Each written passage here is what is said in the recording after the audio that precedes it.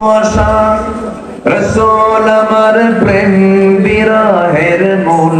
আলোচনা রসূল আমার কাজে কর্মে অনুপ্রেরণা রসূল আমার আলো আশা যখন দারুণ দুঃখ নামে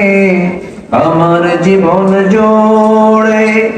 বিপদ আপদ মুসিবতে মরি পড়ে পড়ে